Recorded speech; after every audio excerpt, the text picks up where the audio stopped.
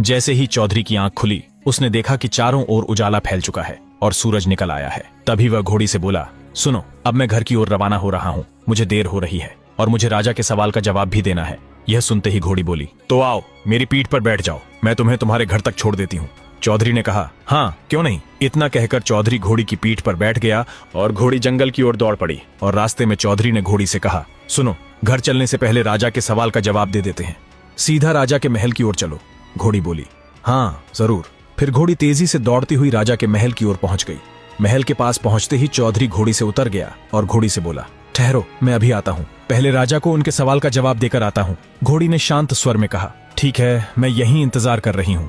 इतना कहकर चौधरी महल की ओर बढ़ गया और सीधा राजा के दरबार में प्रवेश कर गया। राजा दरबार में सिंहासन पर विराजमान थे। चौधरी को देखते ही राजा बोले, आओ चौधरी, क्या तुम्हें भगवान मिले? क्या उन्होंने मेरे सवाल का जवाब दिया कि मेरे पुत्र की प्राप्ति क्यों नहीं हो रही? चौधरी ने सम्मान से सिर झुकाकर कहा, हाँ महाराज, मुझे भगवान मिल गए और उन्होंने आपके सवाल का जवाब भी दे दिया है कि आपको पुत्र प्राप्ति क्यों नहीं हो रही।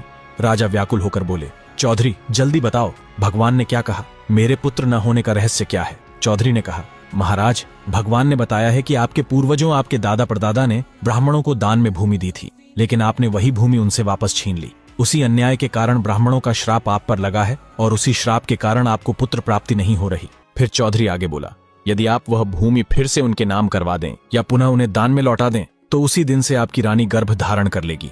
तब राजा ने गुस्से में पूछा, अगर मैं ब्राह्मणों को भूमि दान में दे दूं और फिर भी मुझे पुत्र न हुआ तो फिर क्या? इस पर चौधरी ने निडर होकर कहा, महाराज, यदि ऐसा हुआ तो आप मुझे फांसी की सजा सुना देना।